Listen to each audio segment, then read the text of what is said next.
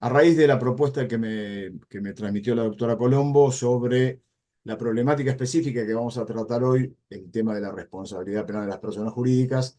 Previo a ello, me gustaría hacer un análisis de cuál es la situación jurídica argentina de cara a lo que es la protección integral del medio ambiente.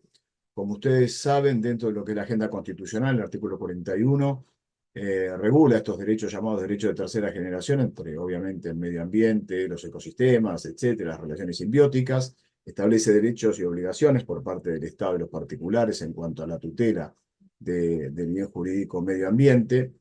Y en función de eso, ¿cuál ha sido la reacción, digamos, del derecho penal frente a la inclusión allá por 1994 del bien jurídico medio ambiente desde la perspectiva penal? La situación es la siguiente. El primer análisis que uno puede hacer es lo que yo denomino una diáspora normativa. Esto significa que tenemos un sinnúmero de leyes que regulan aspectos muy particulares, ya sea de elementos bióticos o abióticos que integran el ecosistema, pero falta claramente una concepción integral de lo que se entiende justamente por medio ambiente, y esa falta de concepción integral sobre el medio ambiente redunda negativamente, claramente, en la situación de nuestro régimen jurídico penal medioambiental. Fíjense que nosotros tenemos, por lo general, en la dogmática argentina se habla de que impera una concepción antropocéntrica, lo cual es cierto, de la mano, si ustedes quieren, del mascarón de prueba que siempre se utiliza para explicar como modelo conceptual los delitos ambientales, que era 24.051, que regula el régimen de residuos peligrosos, que tiene solamente dos dispositivos penales y una cláusula de actuar por otro. Pero respecto a estos dos dispositivos penales que hablan de contaminación dolosa e imprudente, específicamente para que sea punible, para nuestra legislación es necesario que esa contaminación del aire, del suelo, de la atmósfera, en definitiva, ponga en peligro concreto la salud pública. Por eso la mayoría de los autores sostienen que la salud pública, ¿no?, en lugar del medio ambiente, es el bien jurídico protegido por la 24.051. A esto nosotros debemos adicionar que para una minoría, entre los cuales me encuentro, no solamente la contaminación ambiental regulada en la 24.051 y otros dispositivos penales que también podemos hallar, a los cuales yo me voy a referir muy, pero muy brevemente respecto a lo que es la ley de maltrato animal y la ley que prohíbe la carrera de perros, específicamente entendemos que no es solo la salud pública, si bien es verdad que ese peligro tiene que ser concreto y afectar un bien jurídico plurisubjetivo como es la salud pública. Entendemos que el medio utilizado de la contaminación es, digamos, un medio relevante, es decir, esa conducta es pluriofensiva. Es cierto que tiene que poner en riesgo concreto a la salud pública, pero además el medio no es neutral, o sea, el medio utilizado mediante la contaminación, podemos afirmar que esa conducta, la disvaliosidad de esa conducta o contenido no injusto de ese tipo penal específico, en este caso de la contaminación dolosa, también se asienta sobre la afectación, digamos, la afectación como delito de resultado de la afectación del medio ambiente en general, ya sea en sus distintas variables, que es el suelo, el agua, la atmósfera. Entonces, en función de esto, si bien impera una concepción antropocéntrica, es posible descubrir que también hay una concepción ecoantropocéntrica dentro de lo que es nuestra legislación. Y puntualmente hay dos leyes que plantean, digamos, a mi juicio, un problema interpretativo para aquellos que sostienen que solamente el sistema jurídico penal está afincado en una concepción antropocéntrica, que es la ley de maltrato animal y la ley que prohíbe la carrera, digamos, de perros. En estos casos, claramente el sujeto de protección son los animales, no es el ser humano, y tratar de conciliar por qué estas leyes protegen a los animales, específicamente se refiere generalmente a los mamíferos, plantea ciertos cuestionamientos a esta concepción unidimensional que predica que en el centro del universo normativo solamente el objeto de protección son aquellos intereses, bienes, relaciones o estados que tiene una persona para sí o para con otros. En definitiva, lo que uno sostiene acá, que estas dos leyes vienen a poner en crisis a este sistema jurídico actual argentino, indagando, ¿no?, sobre si esa concepción sigue siendo, digamos, viable hoy en día. A mi juicio, claramente que no es viable. Lo que sí podemos ponernos de acuerdo es que hay una concepción hoy en día ecoantropocéntrica que permite en gran medida, poder, digamos, plantear una relación, digamos, no de tensión, sino una relación virtuosa entre la necesidad que tiene el derecho penal de proteger bienes jurídicos, y que no son solamente hoy en día bienes jurídicos referidos al ser humano, sino también abarca a otros seres no humanos, o seres sintientes no humanos, también como se les denomina, y de acá poder discutir en definitiva en esta tendencia si se necesita o no dentro del derecho penal crear este sujeto, aparte del ser humano, crear este sujeto de lo que se denomina el derecho animal, por ejemplo, y qué papel le cabe en todo este ordenamiento jurídico penal, si es necesario, desde el punto de vista político-criminal, expandir el derecho penal para abarcar a estos nuevos candidatos que hoy en día en el siglo XXI. Recuerden que nuestro Código Penal acaba de cumplir 100 años. Aquellos riesgos, peligros, etcétera, que existían hace 100 años atrás no son los mismos. O sea, si bien ese Código Penal 1921, que fue operativo en 1922, respondió desde el punto de vista del político criminal a ciertos desafíos que se planteaban a inicios del siglo XX, hoy, ya ha transcurrido dos décadas del siglo XXI, claramente que esos desafíos han cambiado, no son los mismos desafíos, hay otros sujetos que plantean, o que le plantean al derecho penal ciertos desafíos, y voy ahora sí a entrar al objeto de la charla de hoy. Si uno digamos, analiza cuáles son esos desafíos del siglo XXI, se va a dar cuenta, si hace un raconto de los últimos tratados internacionales, etcétera, que el principal problema que hoy se plantea es la criminalidad organizada. Esta criminalidad organizada tiene distintas facetas. Tiene una faceta más informal, que es la más conocida, que es la de narcotráfico, trata de personas, es decir, todas actividades criminales en donde lo que se caracteriza lo que es llamado delito de organización, donde aparece una estructura jerarquizada, con mayor o menor jerarquía, etcétera, pero claramente una criminalidad organizada en un sentido informal. Pero hay también una criminalidad organizada formal, que es justamente la de la empresa. Es decir, cuando la empresa, por lo general, dentro de su objeto social, sus estatutos, claramente tienen un objeto lícito, pero el problema es cuando esa empresa, dentro de su giro comercial o de su actividad específica empresarial, realiza alguna acción o varias acciones vinculadas con ciertos delitos. Generalmente uno esto lo vincula con delitos económicos.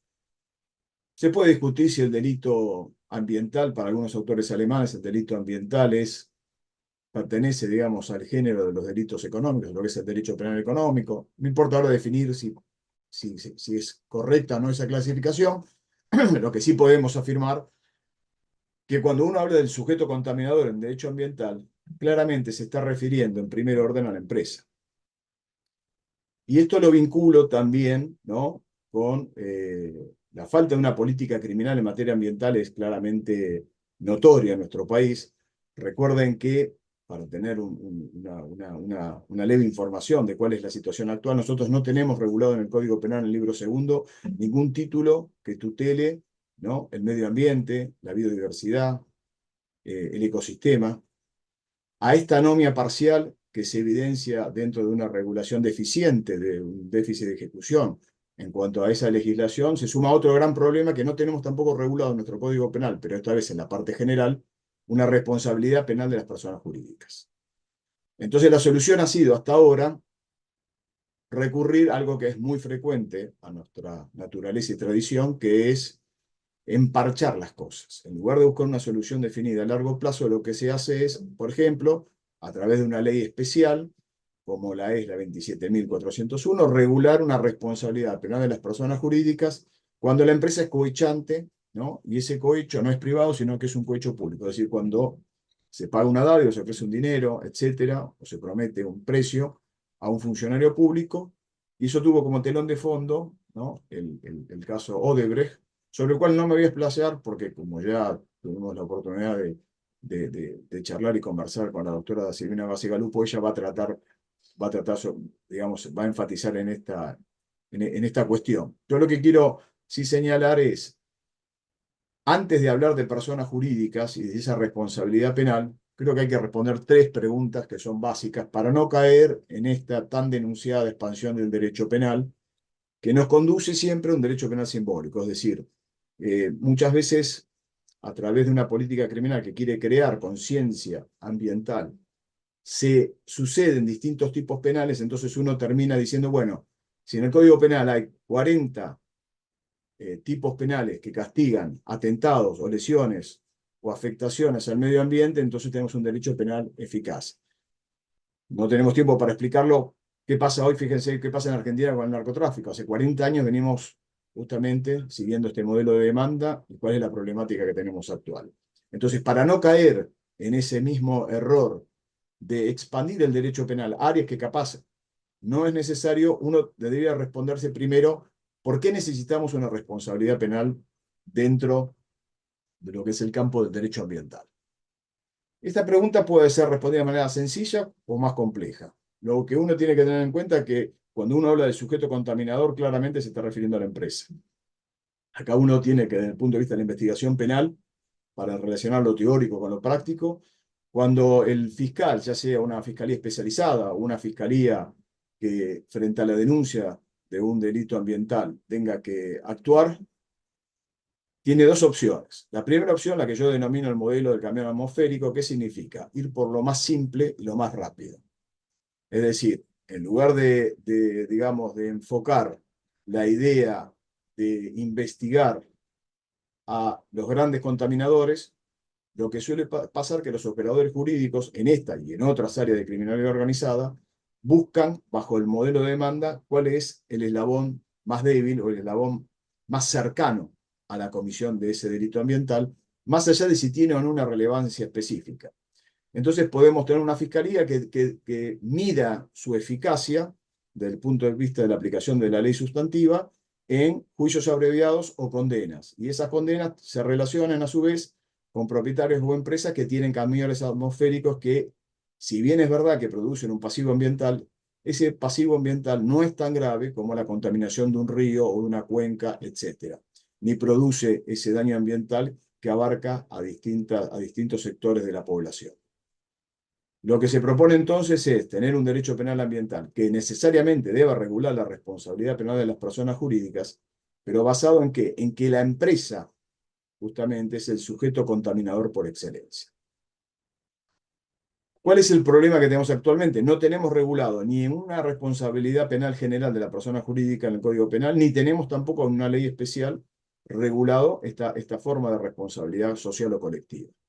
Entonces, ¿cuál es el problema? El problema es que cuando el fiscal, voy a tomar el fiscal, porque generalmente impera el sistema acusatorio en casi todas las jurisdicciones, cuando el fiscal se enfrenta a esta cuestión, investiga como si fuera un delito de homicidio doloso. Se empeña en buscar quién es el autor material. El autor material, generalmente en el homicidio, coincide con quien decide, con quien lo ejecuta. Pero en el caso de las empresas esto no sucede así. En el caso de las empresas, quien decide no ejecuta. Entonces, al tener esta disociación en cuanto a quién decide y quién ejecuta, los fiscales aplican lo que se denomina el sistema bottom-up, que es investigar quién fue el que abrió la esclusa mediante la cual se vertieron las sustancias o los desechos tóxicos en el río.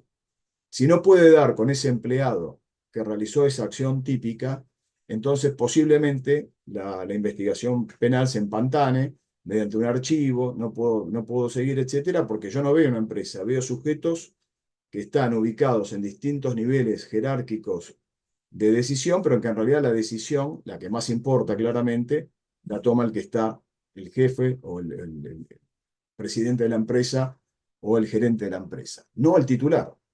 Entonces, al tener disociado quién decide y quién ejecuta, el problema es que si yo no logro dar con quién es digamos, el autor social, le vamos a poner esta idea de este calificativo de sujeto social, me voy a quedar con que toda la responsabilidad penal va a recaer sobre ese autor material, que es un empleado, que es un subalterno y que tiene una relación de dependencia dentro de la empresa.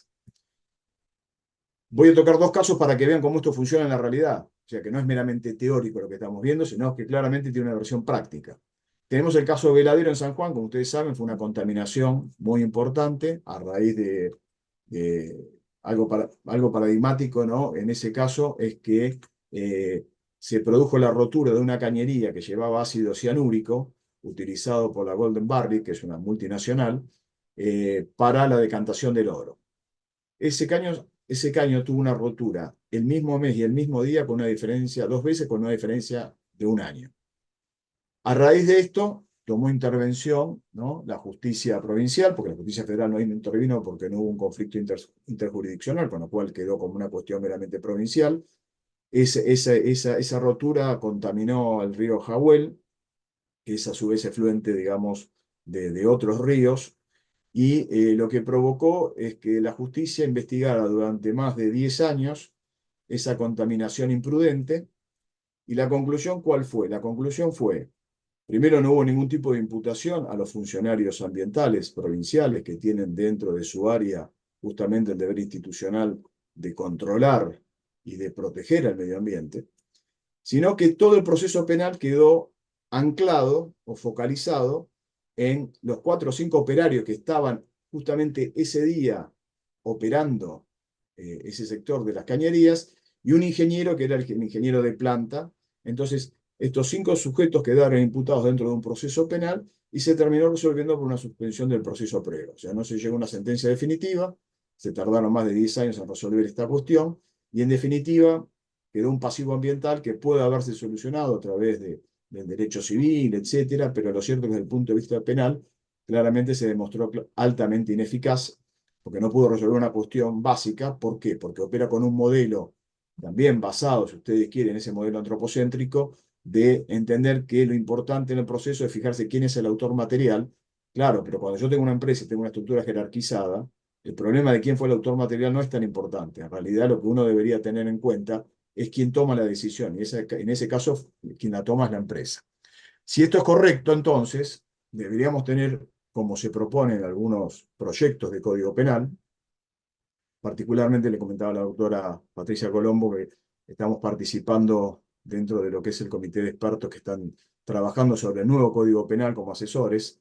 En ese nuevo Código Penal, teniendo en cuenta otro proyecto presentado en el 2017, que tiene estado parlamentario, se regula la responsabilidad penal de las personas jurídicas, algo que para el derecho ambiental es necesario.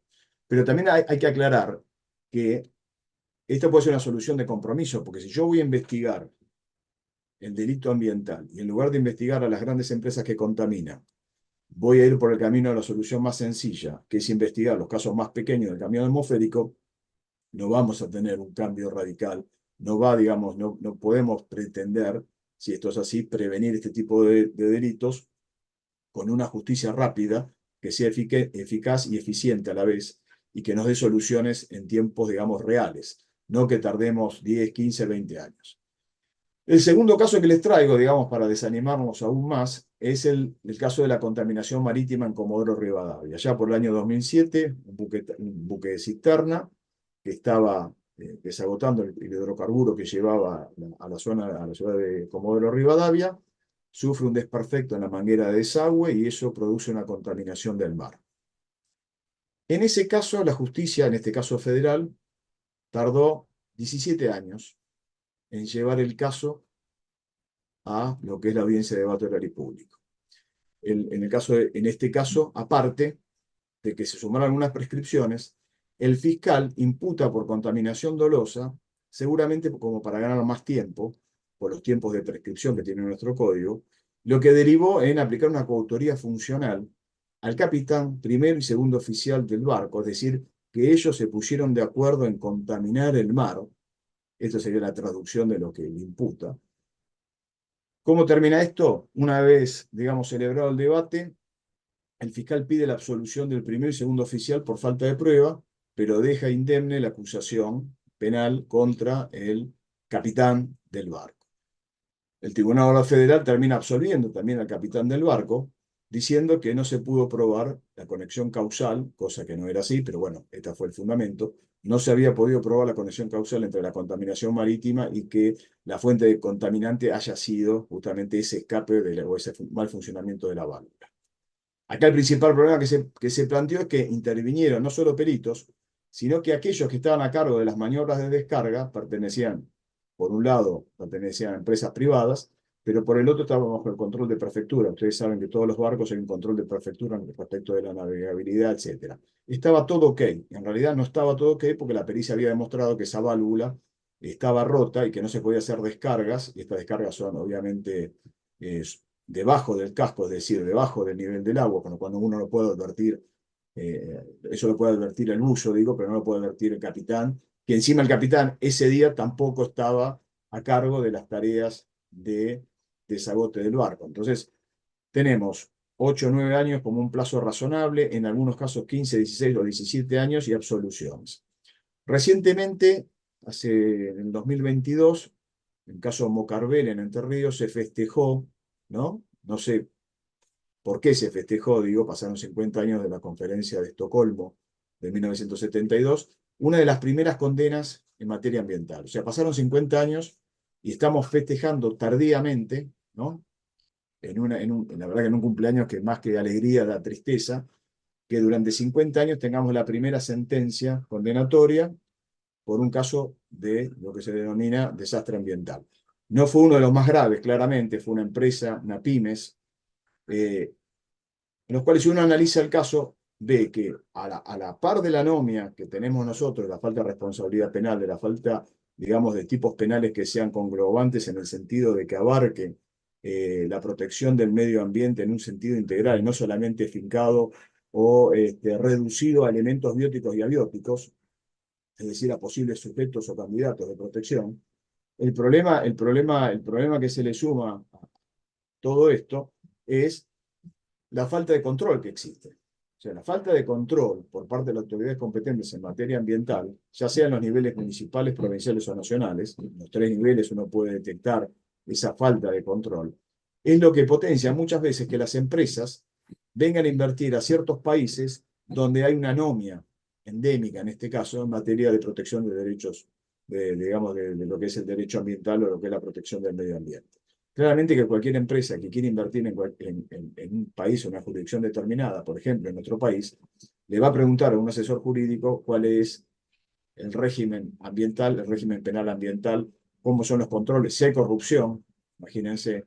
Entonces, todas estas cuestiones, si uno dice no hay régimen penal, no hay control, la corrupción es alta, etcétera, lo que favorece es esta forma de criminalidad organizada, que es el delito ambiental. Entonces, para quedar claro, el primer interrogante, ¿por qué? Justamente porque la empresa es el sujeto contaminante y es el sujeto más relevante hoy en día en nuestra sociedad, no solo en el tema ambiental, piensen lo que es todo lo que es la cibercriminalidad, todo lo que es los delitos económicos. La empresa hoy en día, en el siglo XXI, es el sujeto, digamos, el candidato natural para el derecho penal. Y si el derecho penal nosotros lo entendemos como una herramienta de control social, pues bien, si esa herramienta de control social, que es el derecho penal, para que sea eficaz, tiene que estar, digamos, creada imagen y semejanza de la sociedad a la cual pretende regular. Si esa sociedad aparecen nuevos candidatos, nuevos riesgos, etcétera, y nuestro derecho penal permanece inerte frente a esa circunstancia, pues bien, tendremos el artículo 41 de la Constitución como los presupuestos mínimos y básicos, como se denomina, de tutela del medio ambiente, pero no tenemos un derecho penal ambiental ni tenemos un derecho penal ambiental que esté a la altura de esas circunstancias. Entonces, no podemos esperar grandes cambios si esto, primero, normativamente no cambia, y segundo, lo que es muy importante, más allá de la ley Yolanda, etcétera, que con lo cual eso se pretende llenar un vacío de cómo instruir a los operadores judiciales cuando se enfrenta a este tipo de criminalidad moderna, lo que sí necesitamos es que los operadores judiciales estén debidamente informados de cómo operar frente a este tipo de casos. O sea, no podemos actuar como si fuera digamos, un delito individual, un injusto personal, basado solamente en una afectación directa a un bien jurídico, donde la importancia del autor material se entiende. Acá tenemos una empresa que actúa a través de subalternos. Ahí Patricia me decía, bueno, podés tocar un poco el tema de autoría y participación, etcétera. Yo lo que puedo decir ahí que cuando nosotros no tenemos una regulación de una responsabilidad penal de las personas jurídicas y seguimos anclados en lo que es el famoso latinazgo de societas delinquere non potes, del derecho romano, que pasó al Código Penal Napoleónico en 1810, y seguimos inmersos en esa tendencia, pues bien, no vamos a lograr, no esperen lograr grandes cosas, porque siempre vamos a estar, digamos, interesados en investigar quién fue el que abrió la válvula, no quién decidió abrir la válvula. Porque claramente en una relación jerárquica, la información es, digamos, no es igualitaria. La información la tiene el que está en la cima de la organización. Aquel que ejecuta, en estos casos de criminalidad organizada que se denomina formal, claramente que esa información incluso puede realizar una conducta neutra, que hacer su trabajo o el empresario utilizar lo que puede ser, ya sea la actitud criminógena, corporativa de la empresa, o bien lo que está arreglado. El empleado sabe que tiene que hacer eso y yo utilizo, digamos, como instrumento a ese empleado para contaminar dolosamente al río. En ese caso, si yo no tengo responsabilidad penal de las personas jurídicas, voy a tener que echar mano a los criterios de imputación personal, entre los que aparece la autoría directa, la coautoría, en este caso podría ser funcional, y la autoría mediata. El problema con la autoría directa es que si yo sigo investigando, y como se hace lamentablemente en nuestra justicia, tanto provincial o federal, poner el énfasis, el acento en el suscripto material, a la empresa y el gerente en cualquiera de los dos modelos va a quedar impune. El tema de la coautoría presenta un problema, no podemos ahondar mucho en esto, pero en la coautoría, digamos, el tema del plan criminal, muchas veces el plan común. Muchas veces el plan común no se pone, el directivo de la empresa no se pone de acuerdo, digamos, con el empleado para contaminar dolosamente. Con lo cual eso ya plantea un primer problema. Y segundo, supongamos que algunos autores, bueno, prescinden de este acuerdo plan criminal, acuerdo común, etcétera. Pues bien, ¿cuál es el aporte esencial durante la fase de ejecución? Aquel que decide está en su casa, mientras se abre la esclusa, está a varios kilómetros del lugar. Entonces, ahí se plantea otro problema con la aplicación de la coautoría funcional. La autoría mediata. Bueno, la autoría mediata podría tener algún tipo de incidencia siempre y cuando, ¿no?, uno entienda que se instrumentalizó al operario por falta de información, es decir, por ausencia de dolo, porque no sabía que mediante esa actividad estaba arrojando, ¿no?, vertiendo desechos tóxicos en el río. Podría ser una solución, pero es una solución de corto plazo. Porque si yo no, digamos, no tengo en cuenta cómo funciona la empresa lo que hace es echar al operario o cambiar al gerente y poner un nuevo gerente y un nuevo operario. Con lo cual, si la empresa tiene ya desarrollada una actitud criminógena, lo único que voy a estar favoreciendo con este modelo de imputación individual es esa actitud criminógena. La pena no cumple, digamos, la incriminación primaria no cumple ningún tipo de efecto disuasorio, porque la empresa va a decir, bueno, es fácil, lo cambio, una suerte de fungibilidad, no aplicada a los aparatos organizados del poder, sino una fungibilidad empresarial, cambio al operario, cambio al gerente, pongo otro y que sigan contaminando, total, a lo sumo habrá una responsabilidad civil, pagará el seguro ambiental en caso de que hubiese un seguro ambiental, etcétera, pero claramente que este cuadro cierra de manera negativa. ¿Por qué? Porque necesitamos de esa responsabilidad de la empresa. Es mucho más fácil investigarlo. Si yo tengo responsabilidad de la empresa, no me voy a preocupar quién abrió la válvula. Voy directamente a la empresa. La 27.401, que de acuerdo a lo que anticipó la doctora Basigalupo, contiene claramente un cambio de paradigma en este sentido, pero sobre eso no voy a hablar. Después, si hay alguna pregunta, podré explayarme, pero plantea ese modelo, es bastante novedoso, es una ley especial, y plantea un modelo novedoso, acuérdense, para el cohecho, no para materia ambiental. Pero generalmente es utilizado como modelo normativo para blanqueo de capitales, 304, penal económico, la ley de evasión, etcétera. Así que es un modelo que se ha tenido en cuenta que tiene sus pros y contras. En el Congreso, hace unos años, fui convocado a analizar 4 proyectos de ley, ¿no? 4 proyectos de ley de distintos partidos, donde se enfocaban específicamente en el tema ambiental. Cuando yo hago el informe y hago la exposición ante el Senado, de los 4 proyectos, solamente dos incluían la responsabilidad penal de las personas jurídicas. Uno de ellos, en realidad, se remitió a un anteproyecto del 2012 que no incluía en ese anteproyecto la responsabilidad penal de personas jurídicas, con lo cual solamente nos queda, ¿no?, un solo proyecto o anteproyecto, mejor dicho, que sí, digamos, regulaba de una manera muy parecida como lo regula la 27.401, cuando se puede, digamos, identificar ese hecho de conexión, como se denomina, en la responsabilidad penal de la empresa. No tengo tiempo para hablar de los sistemas de responsabilidad, de heteroresponsabilidad, de los sistemas de responsabilidad que se están desarrollando en materia de la posición de garante, etcétera, de la empresa. Eso después lo podemos discutir. Lo que sí, hoy en día, el problema que tenemos es que se presenta después en el 2019 otro anteproyecto, pero ese anteproyecto en realidad elimina todo lo que es el título de los delitos contra el medio ambiente, porque la excusa es, como eso ya se está tratando en el Senado y hay 4 proyectos en danza, ¿para qué vamos a incluir esa cuestión? En definitiva, volvemos a foja cero. Hoy en el proyecto que hoy se está discutiendo, el Código Penal de la Democracia, vuelve un poco a la idea de ese proyecto del 2018, pero la verdad que queda abierta la cuestión si efectivamente esto va a prosperar o no, o van a eliminar ese título de los delitos ambientales bajo la excusa de que se están tratando hace más de 4 años proyectos ambientales en materia penal que seguramente, si llega a ser la versión que uno tuvo, digamos, a la mano y que pudo analizar, claramente es perfectible, es mejor de donde estamos, claramente que es mejor de donde estamos. Pero entiendo que esto es, digamos, tienes un compromiso entre lo que es la política criminal, el enfoque teórico, pero sobre todo cómo los operadores judiciales se entrenan y se especializan para enfrentar esta forma de criminalidad moderna. Muchas gracias.